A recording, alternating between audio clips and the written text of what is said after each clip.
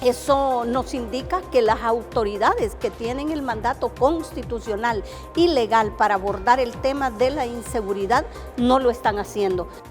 Y en Honduras el problema de caminar libremente en las calles, el vivir en los hogares para las mujeres, para los niños también se vuelve un problema. Tenemos una clase política que hacen de la pobreza y de la inseguridad ciudadana una campaña. En Honduras, ser niño, niña y joven menor de 30 años es un factor de riesgo para ser víctima de un homicidio. Indica que ese decreto de excepción no ha tenido el impacto que se espera. Hay violaciones sistemáticas a los derechos humanos y que por lo tanto no podemos decir que esa es una propuesta que se puede aplicar en Honduras. Si los recursos humanos son recursos corruptos, parcialmente corruptos, o no entienden que definitivamente la corrupción y el crimen organizado están juntos, nunca vamos a acabar con el problema. Amigas y amigos, es un placer estar con ustedes a través de UTV, el canal universitario de la cultura y su programa Desde la Academia. Hoy estaremos analizando un tema muy importante para todos, pues tiene que ver con la seguridad. Estos planes que han puesto en marcha desde el Gobierno de la República, la Secretaría de Seguridad, así como el tema relacionado a los centros penitenciarios en nuestro país, los cuales pues ha llegado un momento casi de ingobernabilidad y el cual pues preocupa a muchos sectores, ya que estas se han convertido prácticamente, y como lo dicen los expertos, en verdaderas escuelas de crimen, y en vez de rehabilitar a quienes están en estos lugares, pues la situación se pone aún más difícil. Hoy estaremos abordando este tema con dos muy buenas amigas, miembros de nuestra Universidad Nacional Autónoma de Honduras. Se trata de la abogada Ana Pineda, ella fue ministra de Derechos Humanos, y le damos la más cordial bienvenida. Abogada, es un placer tenerla nuevamente aquí. Muchísimas gracias, licenciado Frank, es un gusto saludarle a usted, por supuesto, a la amiga, colega Migdonia Ayestas, con quien es un honor compartir la responsabilidad de abordar un tema de trascendental importancia como el que usted ha expuesto, y gracias por su cordial invitación.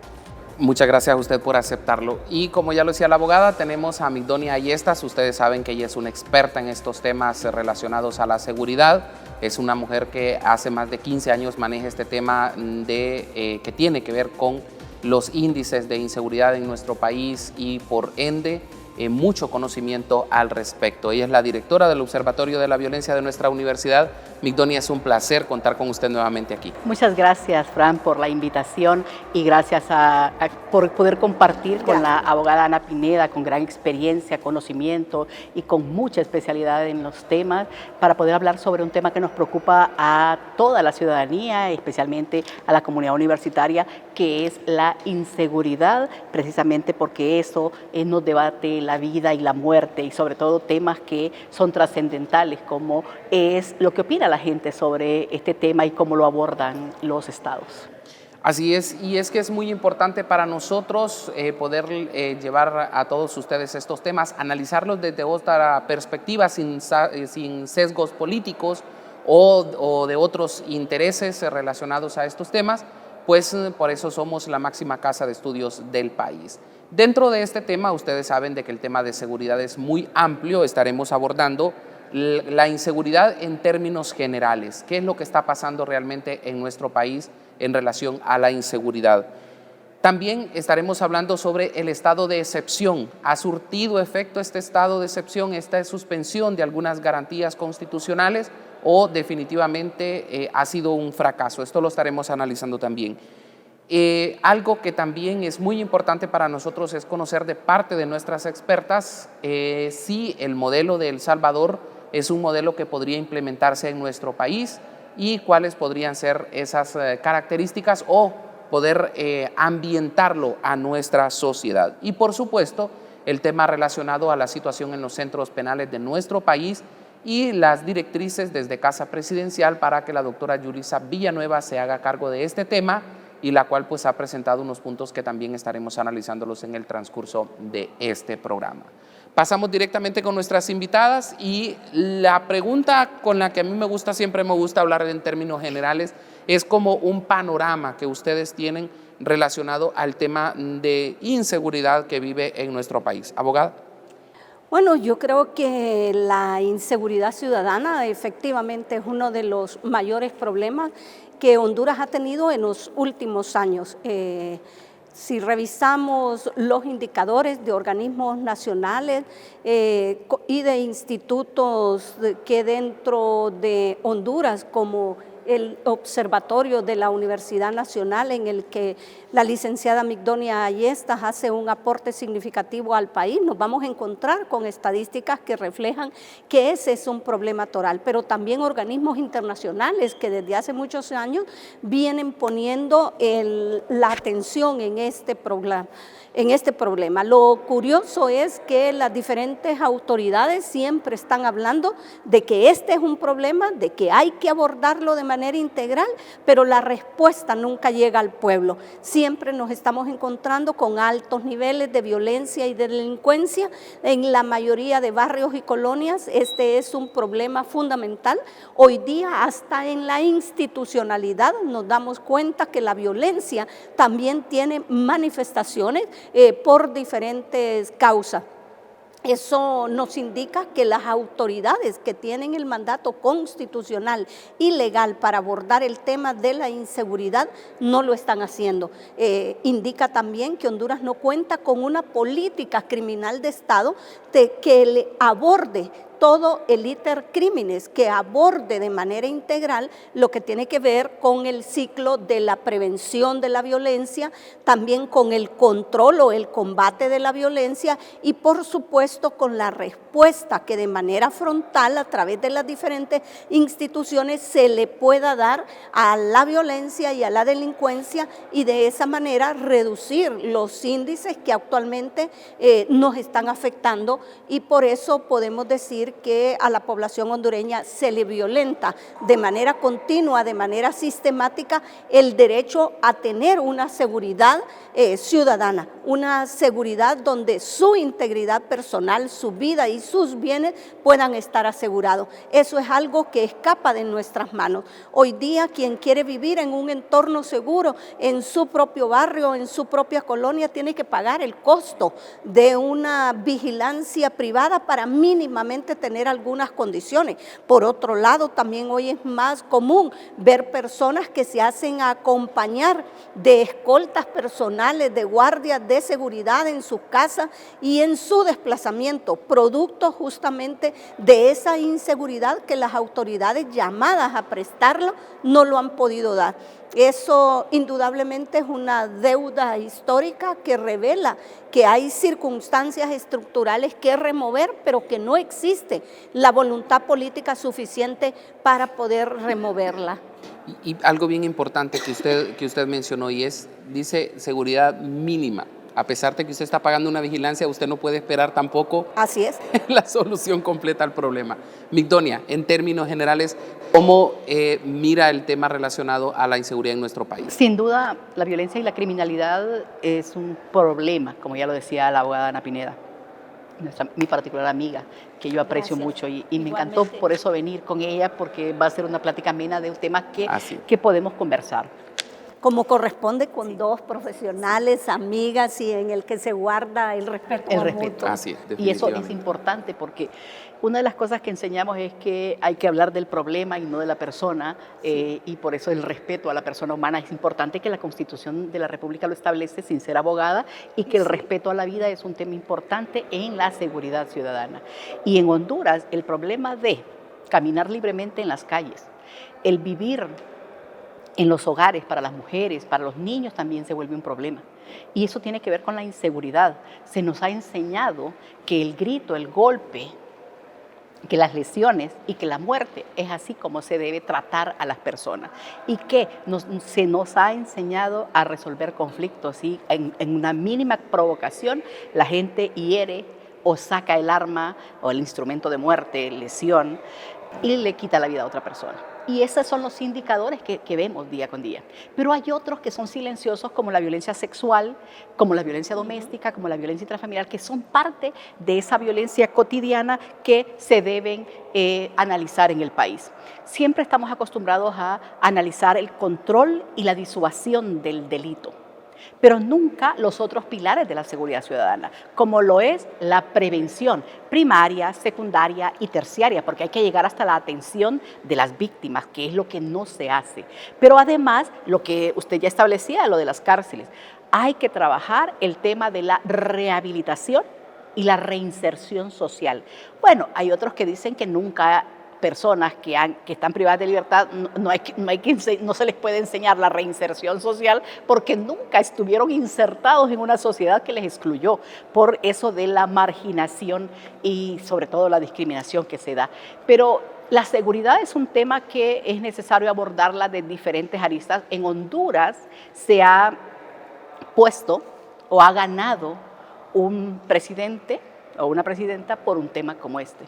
Porque siempre se nos vende que la inseguridad hay que trabajarla. Y por lo tanto, cuando ya se llega, saben que hay tanto problema que no saben cómo abordarlo. Y ya decía la abogada, no hay una política criminal para trabajar. No saben por dónde empezar. Y lo que se empieza siempre es por la mano dura, por más penas, más cárcel, a los niños hay que llevarlos desde el vientre de la madre, hay que privarlos de libertad desde el vientre de la madre, qué respeto a la dignidad humana y a los menores de edad que los están involucrando en actividades delictivas. Entonces ahí es donde se vuelve un problema. Por eso es que es un tema interesante y que lo podemos abordar desde diferentes aristas. Efectivamente. Y tendría tiempo para...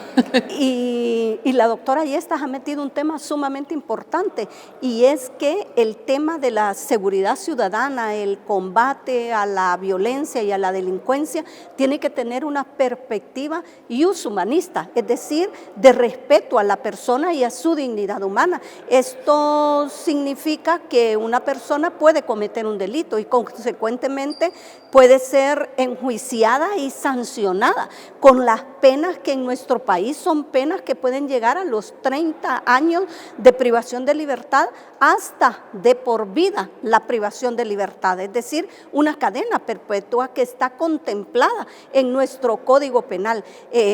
Por lo tanto, no se necesitan buscar endurecer más las sanciones que ya establece el Código Penal o menoscabar de tal forma la dignidad de la persona humana que la anulemos como tal. Una persona privada de libertad es una persona que goza de todos los derechos, a excepción del derecho a la libertad y cualquier otro que se le hubiera impuesto en el marco de la sentencia, ¿verdad? De lo contrario, él tiene derecho a la salud, tiene derecho a la educación, tiene derecho, como bien lo decía, a la reeducación, a la rehabilitación, a la reinserción social, que vienen a ser la finalidad de la pena, y eso solo con respecto a la persona que está privada de libertad. No digamos frente al resto de la población que tenemos el derecho a que nuestras autoridades nos den condiciones de seguridad.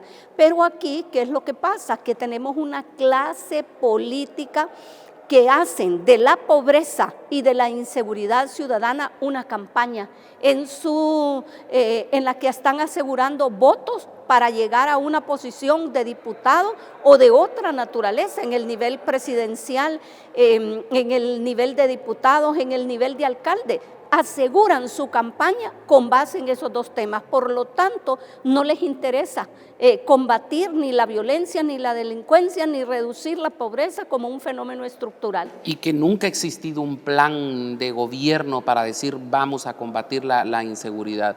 Y mi segunda pregunta iba encaminada a eso. ¿Han bajado los índices de inseguridad, Migdonia? ¿Usted que maneja estos temas? ¿Cómo se ha ido desarrollando 2023 en este caso? Sin duda, dejar la seguridad solo con el tema de la tasa de homicidios es reducir a la mínima expresión un problema de país. Y eso es importante establecerlo porque ha reducido la violencia y la criminalidad medida en tasa de homicidio. Han bajado las muertes violentas.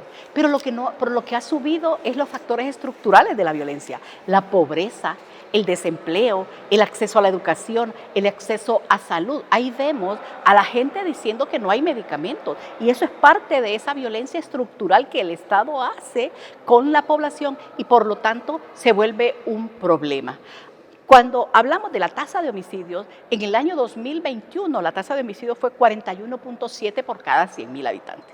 En promedio fueron 10 muertes violentas diarias. En el año 2022 no hemos cerrado, y eso siempre lo digo, no hemos cerrado la tasa de homicidios en el año 2022 porque tenemos más o menos 730 casos de muerte por causa externa, entre ellos más de 100 homicidios, que tenemos que incorporar a las bases de datos de la Policía Nacional. Información que científicamente el observatorio les presenta a las autoridades de casos que no están incorporados. Y ahí nosotros le llamamos hallazgos. Y dentro de esos hallazgos hay más de 100. ¿Y qué significa? Que la Policía Nacional dijo que íbamos a cerrar una tasa 2022 de 35 por cada 100.000 habitantes y el observatorio proyectó una tasa de 37 por cada 100.000 habitantes. Con los datos incorporados tenemos una tasa de 36.8 por cada 100.000 habitantes. Nos estamos acercando y creo que vamos a superar esa tasa. Pero en promedio diario de 2022 fue de 10 víctimas diarias, es decir, que el promedio no ha bajado porque año con año va aumentando la población y eso es como se establece la tasa. Pero este año la evidencia, y que solo hemos validado el mes de enero, establece que son 9 homicidios diarios los que se están presentando. Lo que no está disminuyendo son las muertes violentas de mujeres, que más o menos a cada 21 horas está perdiendo la vida una mujer, es decir, más de 100 muertes violentas de mujeres y femicidios. Y sobre todo las muertes en niños y niñas. En Honduras, ser niña y joven, menor de 30 años, es un factor de riesgo para ser víctima de un homicidio. Y esto se vuelve un problema porque ¿qué es lo que les estamos ofreciendo a los niños? Y como ya decía, que un factor estructural de la violencia es el desempleo y la pobreza, eso es lo que le estamos ofreciendo. Entonces lo que le estamos ofreciendo es que los maten. Por eso es que es interesante e importante las políticas integrales de seguridad. Es decir, no solo necesitamos más cárceles, más policías, más postas policiales, más armas, más leyes. Bueno, Kant decía que entre más leyes que existen, menos posibilidad la gente quiere aplicarlas para sí, obviamente. Entonces, eso se vuelve un problema porque de nada sirve tener tantas leyes en este país cuando la gente no quiere, primero no las aplican y segundo, hace caso omiso de las mismas. Y ahí es donde está el problema, porque la cultura de la legalidad que necesitamos tener como hondureños no nos la están enseñando ni en la familia, ni en la escuela, ni en la universidad. Por eso es que es importante el respeto al derecho humano y la dignidad de las personas. Bueno, ya Migdonia también lo decía, el hablar de homicidios es solamente hablar de una parte de todo lo que lleva el tema de seguridad. Está el tema de la extorsión, el combate a estos flagelos que se dan producto de las maras y pandillas. Se creó un estado de excepción en el cual pues, se suspendieron algunas garantías. Algunos señalan pues se está tratando de emular lo que está ocurriendo en El Salvador. Sin embargo, no sé ustedes qué piensan, si ha funcionado o no ha funcionado este estado de excepción implementado desde la Secretaría de Seguridad. Bueno, particularmente creo que no ha dado las respuestas esperadas. No hemos visto que concretamente haya servido para disminuir esos índices de violencia y delincuencia de los que nutría ya la doctora Migdonia. Al contrario, el Comisionado Nacional de los Derechos Humanos hizo una investigación en la que se constituyó a los diferentes centros de detención administrativa como a los diferentes centros de privación de libertad o cárceles en nuestro país y pudo constatar en primer lugar que el decreto de excepción señalaba cuáles eran los delitos de grave trascendencia en los que se podía detener a una persona sin una orden policial. Pero se encontró dos cosas importantes. Por un lado, que los datos que la policía estaba reportando de manera inicial no se correspondían con la realidad, que por otro lado no eran los delitos que establecía como la extorsión, los homicidios, la portación ilegal de armas, entre otros, sino que eran delitos de bagatela, incluyendo menores de edad, niños y niñas menores de 18 años, a los que no había una imputación formal que hacérsele. Eso significativamente indica que ese decreto de excepción no ha tenido el impacto que se espera. Por otro lado, ya la Constitución de la República, como los estándares internacionales, dicen que si bien es cierto en el ámbito del Poder Ejecutivo, su titular a través del Consejo de Ministros puede excepcionalmente tomar medidas para restringir o para limitar derechos y libertades fundamentales, no es menos cierto que esto debe hacerse de forma excepcional. Esto quiere decir que solo por un corto tiempo y mientras exista como una respuesta a un problema específico. ¿Qué es lo que ha pasado en el actual momento? Pues lo que vemos es que desde el 3 de diciembre, si no me equivoco, del 2022 hasta la fecha nos encontramos con la vigencia de un decreto de excepción en donde se puede detener a la persona sin ninguna justificación legal, sin una orden de autoridad competente, detenérsele e inclusive encarcelársele al margen de los procedimientos y requisitos procesales. Por eso es que organismos internacionales han venido señalando que la medida se ha convertido no en una excepción, sino en una regla, porque ya tenemos, miren usted, cuántos meses de vigencia de la misma, contrario a lo que dicen los estándares internacionales, que se tiene que hacer de manera excepcional cuando hay una amenaza real que no se pueda resolver por otro medio menos lesiva que la suspensión de determinadas garantías. Y en este caso la medida tiene que ser proporcional, necesaria e idónea a esa amenaza real que existe. Y lo que estamos viendo es que el decreto de excepción no es la medida ni necesaria, ni idónea, ni proporcional a la respuesta de la violencia y de la delincuencia que existe en nuestro país. Así que no es la inseguridad ciudadana ni esa falta de paz social que se anda señalando que se va a lograr a través de este decreto que se va a llegar a resolver. Honduras necesita tomar medidas más agresivas, como esa política criminal de Estado donde no nos estén presentando planes que no son planes. Un plan integral para el abordaje, por ejemplo, del sistema penitenciario no es enunciar 10 actividades o más actividades que usted pueda llevar a cabo, es darle una respuesta holística al problema, colocando a la persona evidentemente en el centro de toda esa política para que la finalidad de la pena se cumpla. Y los mismos transportistas, Migdonia, estaban señalando que el mismo ministro de Seguridad les había dicho de que no les estaba funcionando y que estaban preocupados. Incluso ayer mirábamos en las noticias que algunas empresas de transporte de Santa Bárbara a San Pedro Sula habían cerrado operaciones porque no aguantan la extorsión. Y también mucha persona que se dedica a la micro y a la pequeña empresa se ven muy afectadas en este tema. Sin duda, la finalidad por lo que se creó y se ha ampliado no está dando los resultados. Primero porque, ya lo decía la abogada, y no quiero ser reiterativa con todo, sino más bien, ¿qué tipo de delito está persiguiendo el estado de excepción? ¿Son todos o los de bagatela? ¿Era para reducir la extorsión?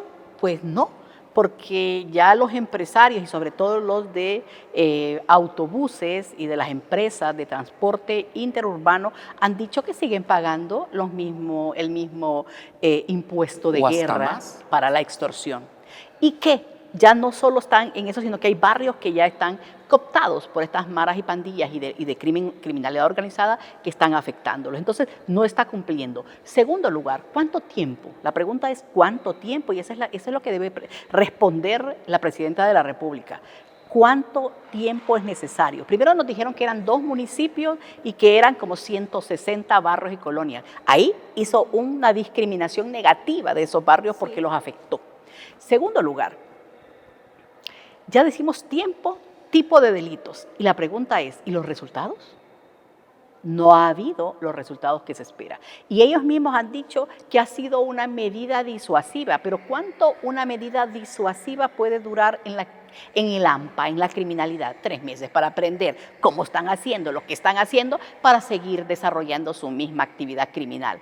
Porque ese es el problema. Nuestras medidas son bien a corto tiempo. Y el tercer punto es, pasamos de 2 municipios a 173. Y si nos descuidamos vamos a pasar a los 298 municipios. Entonces al final el resultado es que necesitamos no un estado de excepción en todo el país, necesitamos una política criminal. Así es. Que dé cuenta de qué es lo que el Estado está pensando en estrategias en materia de seguridad y en materia de justicia. Cómo reducir la violencia y la criminalidad, cómo prevenir, cómo disuadir, pero también cómo reinsertar y cómo rehabilitar. Y con el concurso de la comunidad, de la población y de las organizaciones. Y a esa excelente intervención de la doctora Ayesta, agréguele el costo económico que tiene mantener un decreto de excepción que no está dando los resultados esperados, porque como ya se ha dicho, se mantienen esos niveles de extorsión, no solo a quienes tienen un emprendimiento, a quienes tienen una micro o mediana empresa, aún la gran empresa ya está manifestando ser víctima de extorsión, pero por otro lado, a la orden del día están los asaltos en los buses que viven de manera recurrente la persona que utiliza los buses o los taxis, ¿verdad? Eso nos indica entonces que la inversión que Honduras está haciendo para atender por la vía del decreto de excepción una problemática no está dando los resultados esperados y como siempre con un alto costo para la población que somos los que finalmente costeamos este tipo de decisiones. Ahora bien, en El Salvador se ha puesto en marcha un plan, el cual pues según la información que nos llega les ha rendido frutos. ¿Qué opinión les merece este plan a ustedes?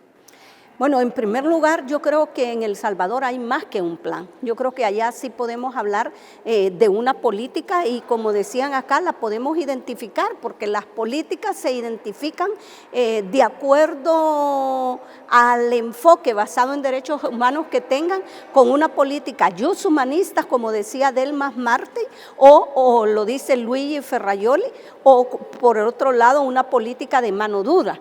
En El Salvador es una política que está al margen del respeto a los derechos humanos y fíjese que es sumamente interesante.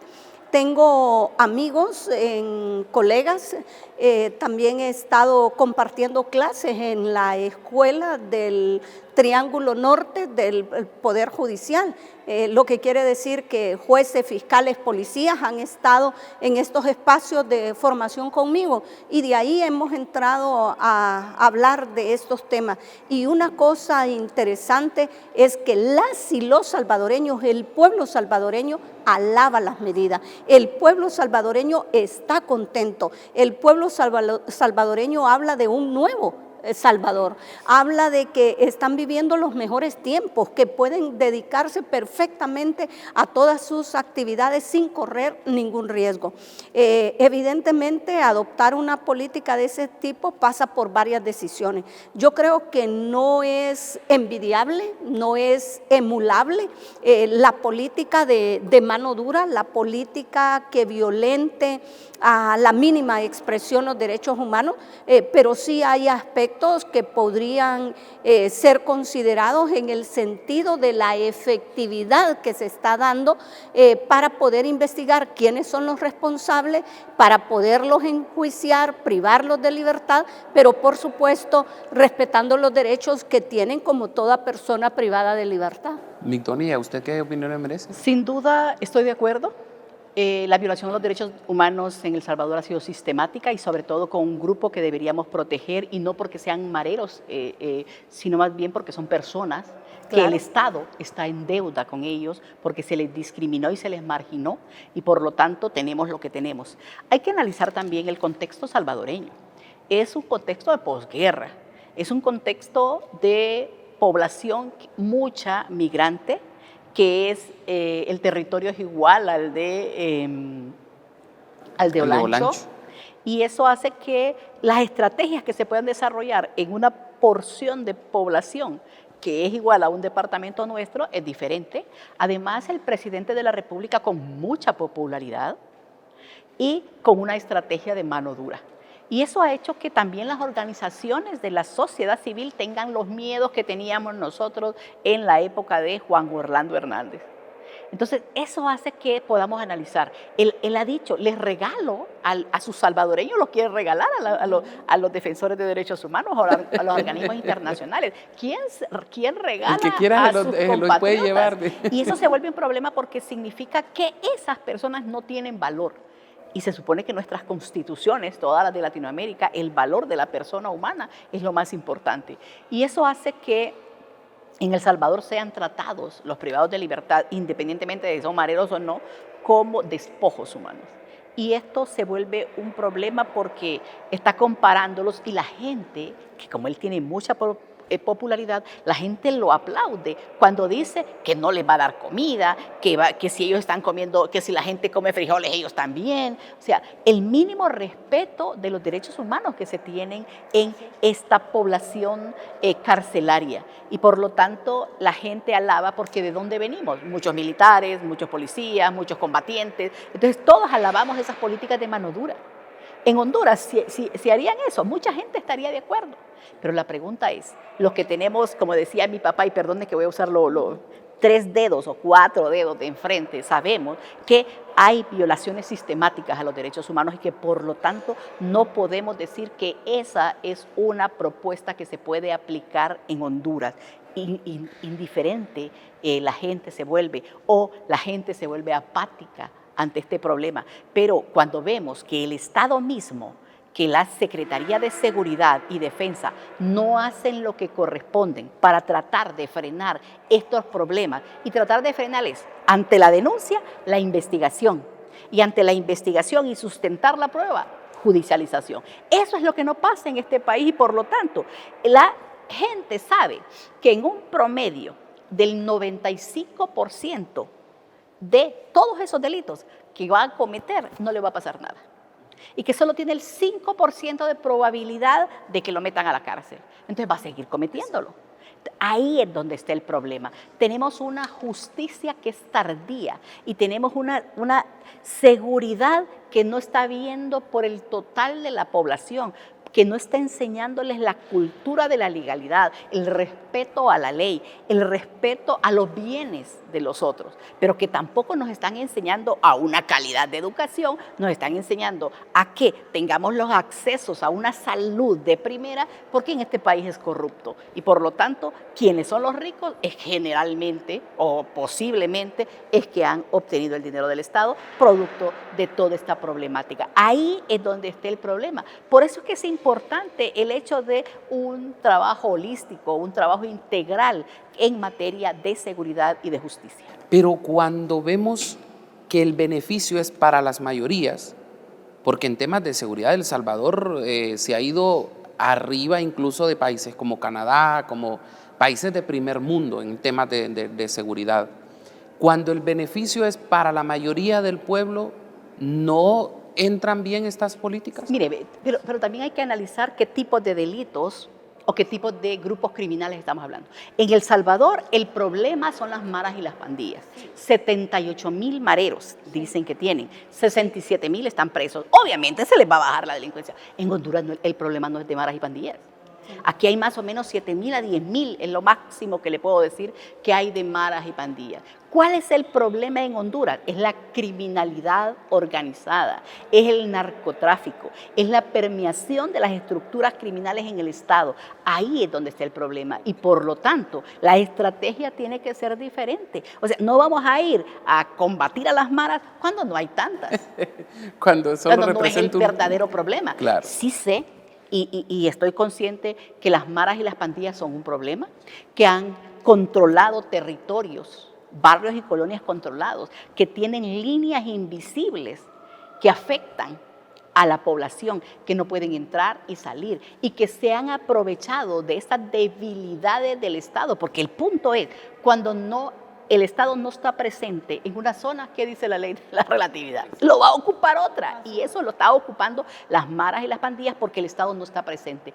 Ante ese Estado ausente es que necesitamos política criminal. Exactamente, justo, esa es la respuesta.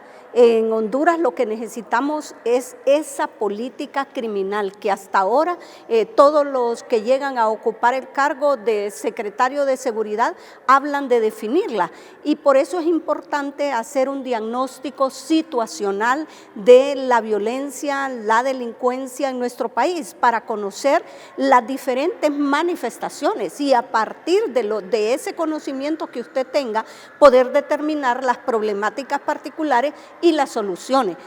Ya lo decía muy bien la doctora Ayesta, en Honduras el problema no son las maras y los pandillas, aquí pero tenemos sí es un problemas, narcotráfico, tenemos criminalidad organizada, tenemos corrupción, y las maras en un pequeño porcentaje, que son los que podríamos atribuirles la extorsión que se está dando frente a estos pequeños empresarios o emprendimientos que se dan en los barrios y colonias.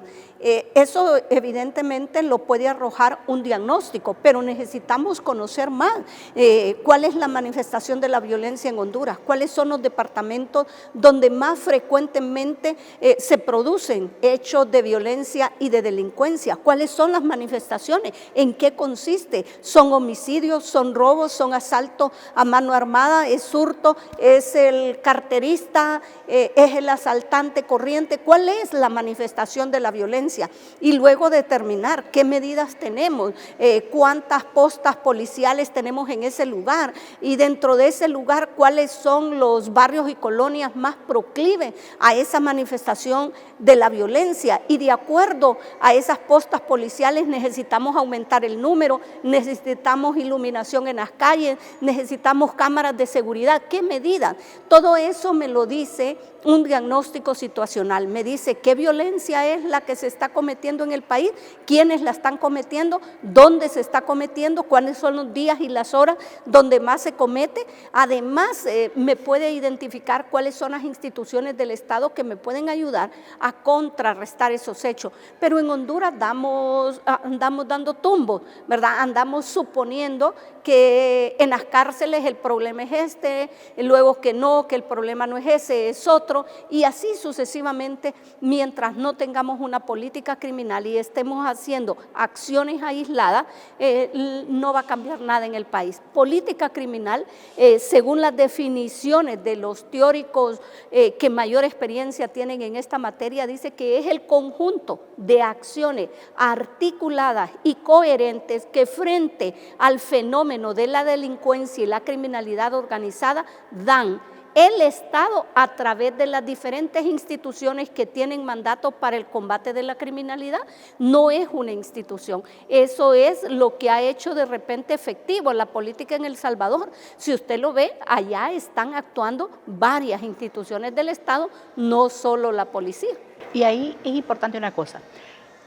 El mapeo lo tenemos en primera parte, 25% está resuelto. El Observatorio de la Violencia les ha dicho por 18 años qué región, qué barrio, qué colonia, qué delito, si es homicidio, si es robo, si es hurto, si es extorsión, se les ha dicho siempre. Sí. Pero falta que en ese mapa, si lo podemos poner de calor, podamos decir cuáles son las instituciones presentes que van a abordar esa política criminal. ¿Está la Secretaría de Salud, que es necesaria ahí? Está la Secretaría de Educación, que es parte de la prevención de la violencia, está la Policía Nacional con sus diferentes instituciones, está en ese municipio el Ministerio Público, la Corte Suprema de Justicia con sus diferentes instancias. Entonces, ahí es donde está el problema. Pero además, como sabemos que la seguridad no solo es responsabilidad del Estado, entonces la pregunta es, ¿qué presencia tienen las alcaldías municipales y qué trabajo en materia de prevención están desarrollando las alcaldías municipales? ¿Qué trabajo están desarrollando las organizaciones de la sociedad civil apoyando? ¿O qué intervención tienen los organismos internacionales, que aquí en Honduras hay muchos, para abordar el tema de la prevención, la disuasión o el control de la violencia en el país. Ahí es donde es importante, pero nunca se pasa de la primera parte del diagnóstico, que es el hecho de decir dónde estamos con la violencia y la criminalidad, con la inseguridad. Por ejemplo, al observatorio le reclamaban siempre es que en Honduras sabemos cuánta violencia hay, pero decimos que han bajado, pero la gente no piensa que es así. Entonces, para responder a eso, empezamos a desarrollar una encuesta de percepción de inseguridad y victimización en Honduras, que daba cuenta de preguntarle a la gente qué opina, que a pesar de que hay la reducción, y qué es la respuesta en materia de inseguridad. El 89.9% de la población opina que la inseguridad es un problema en Honduras, que Honduras es un país inseguro a pesar de la reducción en el número de homicidios. Vea, es esas realidades que saben, pero que es necesario abordarlas con estrategias integrales. Antes de pasar a la última parte del programa, porque vamos a hablar del tema relacionado específicamente al tema de los centros penales, vamos a ver una parte de la conferencia de prensa que brindó la doctora Yulisa Villanueva, en la cual pues ella habla sobre estos temas relacionados a lo que se va a hacer en los centros penales para que vuelva la gobernabilidad a ellos. El objetivo de reformar, modernizar y desmilitarizar las cárceles de manera gradual y progresiva y desarrollar una temática en la cual lo que nos interesa es la reinserción y la recuperación de las personas, es uno de los puntos más importantes que la presidenta hizo saber en el mes de marzo. De la misma manera, dijo que se dio las instrucciones de que se construyera un modelo que asegurara un sistema penitenciario en el cual la gestión penitenciaria se recuperara, pero esa recuperación también tuviera un toque humano. En la percepción de la población, hicieron y divulgaron lo que estaba sucediendo en el desajuste del autogobierno que tienen los privados de libertad ahí. ¿Cómo era posible que 4 recintos penitenciarios estuvieran poniendo al borde de la locura a la población, afectándolo psicológicamente cuando detonaron ahí tiroteos simultáneos? Desde ahí mismo nosotros podemos entender muchas cosas, cómo ingresaron las armas, quién tiene el control, qué ha sucedido allí, cuánto valen las armas y todo lo que nosotros conocemos. Sin embargo, de inmediato, esta situación nos lleva a otra reflexión. ¿Cómo vamos a solucionar el problema? Algunos pensarán, la doctora no tiene competencias, no es experta en cárceles, la doctora no sabe lo que va a hacer. Yo les diría, los años de experiencia que tengo como profesional y además muchas competencias técnicas me van a permitir hoy, junto con ustedes, hacer el cambio en lo que es los recintos penitenciarios. La recuperación de la gobernanza y la gestión por parte de los grupos criminales es lo primero que tenemos que hacer. Pero ¿cómo obtuvieron los grupos criminales ahí su fuerza? Porque mandan ellos. Me preguntaba alguien, un colega de ustedes, doctora, ¿quién tiene el mando? Y yo me quedé pensando. Y le dije, ¿tienen el mando aquellos o ustedes? Hay un mando parcial dependiente de cuál recinto penitenciario es, de qué tan dificultoso es, de qué tan hacinado es, de qué tanta o poca tecnología tiene. Y sobre todo quiero reconocer el recurso humano que sea el que maneja esta situación. Si los recursos humanos son recursos corruptos, parcialmente corruptos, o no entienden que definitivamente la corrupción y el crimen organizado están juntos, nunca vamos a acabar con el problema. La crisis penitenciaria está de la mano del crimen organizado y se agudizó en los últimos, ya va a decir la doctora que los últimos 12 años. Eso pensará la prensa. Y yo les voy a decir, son décadas de décadas en las cuales este problema se ha heredado. ¿A su antojo viven? Sí, probablemente en las cárceles más hacinadas, y esto es frecuente verlo. El encarcelamiento por sí solo no es suficiente para abordar el problema, ya que fortalece a las organizaciones criminales. Del mismo modo, vamos a hacer un planteamiento aquí de 10 puntos, pero no solo son 10, son muchos. Vamos a hablar del decálogo de intervención de emergencia. Si acaso no me escuchan hablar de los menores infractores, aquellos que estén aquí, no crean que se me han olvidado. Quiero decirlo de anticipo, que los menores infractores también son un punto de interés en todo el tema punitivo. Bueno, esas eran parte de las declaraciones de la doctora Yulisa Villanueva, en la cual pues daba un preámbulo de todo lo que se piensa realizar. Reconoce que hay ingobernabilidad en los centros penales de nuestro país, reconoce que hay mucho trabajo por hacer, pero también señala de que se está buscando a la mejor gente para que la acompañe en este proceso. ¿Qué análisis saca usted de estas palabras de la doctora abogada?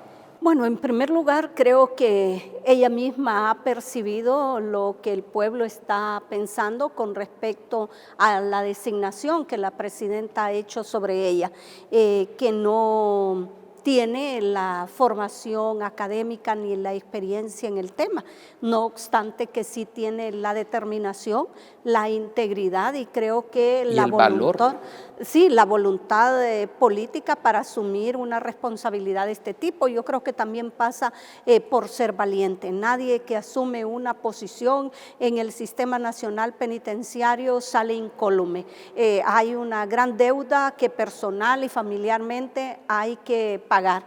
Así que yo creo que hay que reconocer en primer lugar todos esos aspectos en el involucramiento de la doctora Yulisa Villanueva. Por otro lado, yo creo que es muy importante que ella tenga claro que este es un problema estructural e histórico, no es un problema que ha surgido en los últimos años, es un problema que nace con la visión originaria del Sistema Nacional Penitenciario. Desde 1893, cuando por primera vez se habla del Sistema Nacional Penitenciario y de una ley de rehabilitación del delincuente, más adelante la visión era una visión de castigo, era de ver a la persona que cometía el delito como la escoria de la sociedad, como aquella persona que debía encerrársele y anulársele en su condición de ser humano. Y de esa manera hemos visto cómo el propio Estado, a pesar de que es garante de las personas que tiene en custodia, no se ha encargado de ellas. En las condiciones de infraestructura de los centros penitenciarios es precario, el sistema eléctrico es precario, ha derivado en incendios de grandes proporciones dentro de los centros penitenciarios con saldos considerables de muerte. Por otro lado, las condiciones de higiene, de salubridad, de falta de agua potable y no digamos lo que tiene que ver con la atención de la salud, la educación y los programas de reeducación en la atención primaria, luego el de la reinserción y la rehabilitación social y que nunca se dan como finalidades de la pena. Entonces son muchos los problemas del sistema penitenciario y a esto hay que agregar el autocontrol por parte de las propias personas privadas de libertad, que se ha entregado como un privilegio. Ese autocontrol no es gratuito, ese autocontrol es comprado, hay que pagar por tener una condición de privilegio dentro de los centros penitenciarios, lo que deriva que esa ingobernabilidad también está asociada a grandes problemas de corrupción de quienes han venido atendiendo la gestión de los centros penitenciarios, tanto autoridades civiles como policiales como militares, la constante ha sido lo mismo. Y por otro lado no se han escuchado a los diferentes organismos internacionales. Hay informes temáticos de la Comisión Interamericana de Derechos Humanos, visita de relatores especiales del comité, del subcomité de prevención contra la tortura, tratos crueles, inhumanos y degradantes de las Naciones Unidas, que han estado presentes en nuestro país, el propio CONAPRED, que monitorea las condiciones de detención, que han venido recomendando para solucionar todos estos problemas en los centros penitenciarios, pero no ha habido la voluntad política. La principal y la más fácil de la recomendación es desmilitarizar los centros penitenciarios, una situación que no se ha dado. Al contrario, hay momentos en la historia en que se ha profundizado más la militarización. Por otro lado, se habló de la profesionalización del personal encargado de la administración y de la gestión de los centros penitenciarios, y todavía no tenemos un instituto para la formación del personal penitenciario, con lo cual Honduras tiene una deuda pendiente ante los diferentes organismos internacionales de Naciones Unidas y de la OEA, lo que quiere decir, en otras palabras, no hay voluntad política para atender el sistema nacional penitenciario con un enfoque basado en derechos humanos. ¿Usted, Milton? Creo que aparte de lo que ya dijo la abogada Ana, que estoy también de acuerdo, el hecho de que reconozcan la problemática de los centros penitenciarios, que son una escuela de crimen, que no hay un perfil de los privados de libertad, que no saben ni siquiera quiénes están acusados o quiénes están sentenciados y qué están haciendo ahí, que ni siquiera hay una base de datos para decir quién es quién en ese centro en esa cárcel, porque no es un centro de internamiento, perdón. Entonces sí es importante, pero también, a pesar de alabar a los policías penitenciarios, hay dos de estos puntos que establecen que se va a trabajar con ellos. El primer lugar es el hecho que se les va a hacer pruebas de confianza. Entonces, si se les hace pruebas de confianza es que no confías, ¿no? O sea, que pasa algo ahí. La siguiente es que establecen que van a aumentar los números de agentes penitenciarios. Pero cuando hablan de aumentar los agentes penitenciarios, no sé si están pensando el Instituto Nacional Penitenciario y en la escuela de formación, porque todo ha pasado y aun cuando existe una ley, cuando existe un Instituto Nacional Penitenciario, nadie está pensando en una de las recomendaciones es fortalecer el instituto. No, se habla de que hay que hacerle pruebas toxicológicas, que hay que aumentarle el salario a los policías penitenciarios y hay que dotarlos de todas las herramientas que necesitan, pero nunca de ellas habla de la formación y el fortalecimiento del Instituto Nacional Penitenciario. Y los otros temas, como ya lo han dicho, cada vez que han intervenido, que ha pasado a los militares, que ha pasado a la policía, que ha pasado a los militares, que ha pasado a la policía, y puedo seguir diciéndolo, son las mismas recomendaciones. Sí. Y eso se vuelve un problema porque tanto lo decimos, que lo sabemos, pero no hacemos nada. El bloqueo de celulares, la depuración del personal. Un sistema de videovigilancia, el bloqueo de la señal telefónica, el traslado y reubicación de los más peligrosos de esos 4 centros penitenciarios, reclasificar y aislar a los privados de libertad, una base de datos, revisar a los enfermos terminales, que es un tema de derechos humanos, claro, y que nunca se ha hecho, que saber, a veces ni siquiera los quieren traer cuando están enfermos a los hospitales, y eso se vuelve un problema porque es la dignidad humana. Entonces, creo que reconocer que hay un problema en los centros penitenciarios, que hay que hacer algo y que se debe fortalecer el Instituto Nacional Penitenciario para que de una sola vez se haga cargo de un sistema que es necesario que se desarrolle bien.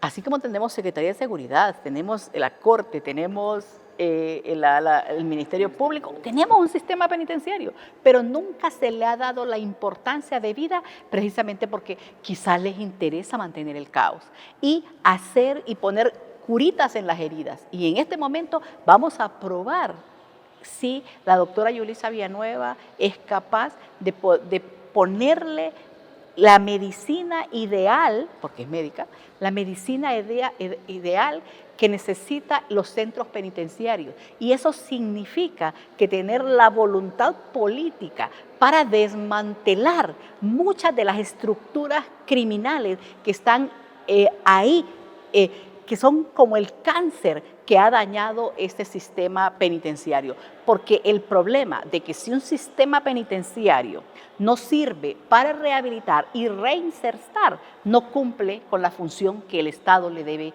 dar a ese sistema penitenciario. Algo que me llamó la atención, y con esto ya quiero cerrar porque sé que ya lo he tenido más de lo normal, es el hecho de que ella señaló de hacerse acompañar de un representante de la Corte Suprema de Justicia. Y ella dijo para abordar precisamente esos temas relacionados a personas con enfermedades terminales o poder ir sacando a aquellas personas que están cumpliendo una condena, que tienen muy buen comportamiento y que podrían salir en libertad. ¿Qué opinión le merece eso a usted, abogado? Bueno, esa es una medida que ha dado resultados en el pasado. Su servidora, cuando le tocó desempeñarse como secretaria de Estado en el despacho de Derechos Humanos, propuso al presidente Lobo Sosa una medida para descongestionar los centros penitenciarios y se le propuso que indultara.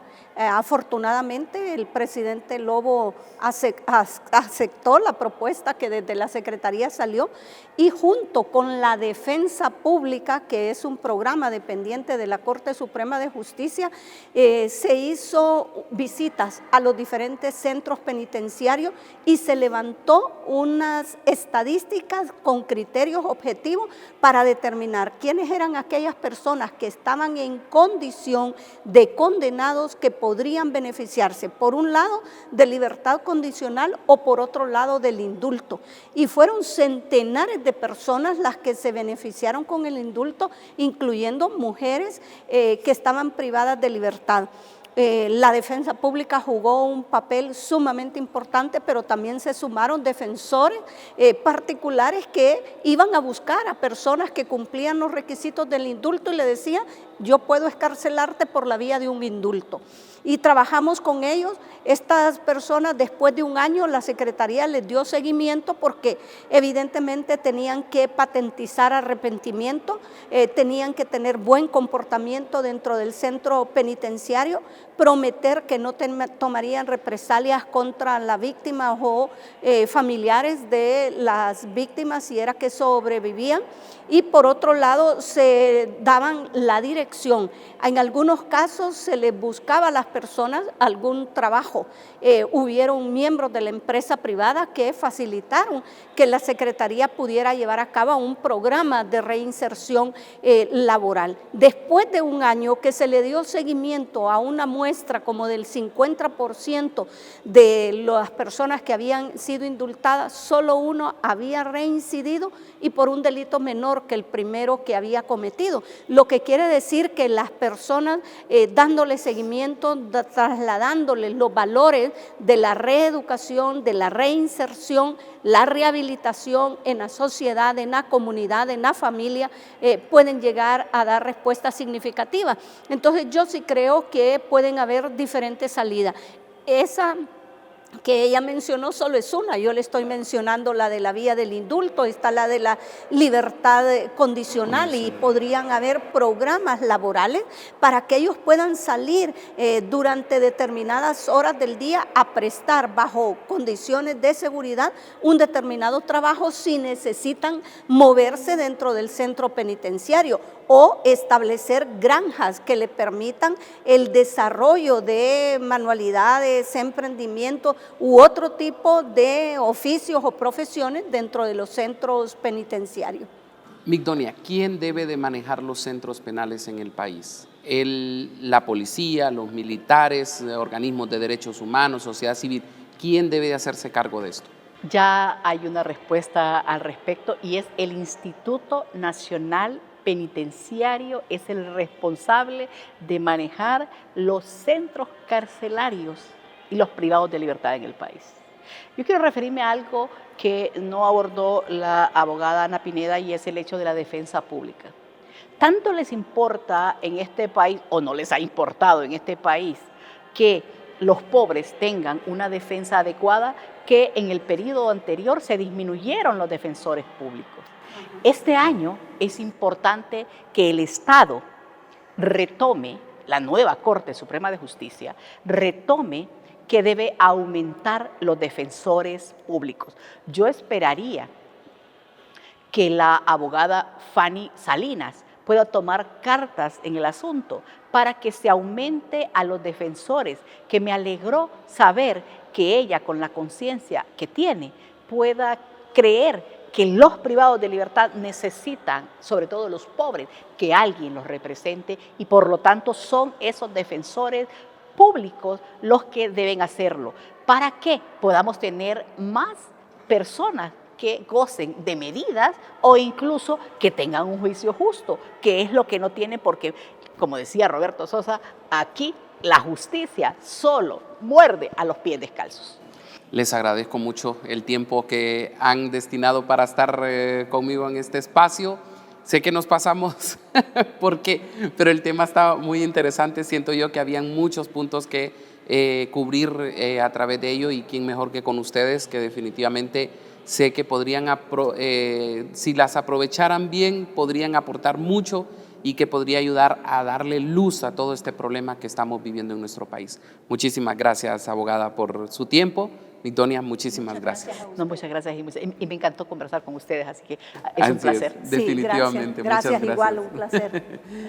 Agradecemos como siempre que ustedes estén pendientes de estos espacios, agradecemos siempre que nos comenten los programas, y eso definitivamente tiene mucho valor para nosotros. Ahí les dejamos nuestras redes sociales, comuníquense con nosotros, denos su punto de vista, aporten también ustedes sus ideas, porque sabemos que son muy importantes para problemas como este que vivimos actualmente en nuestro país. Soy Franz Rivera, nos vemos en la próxima.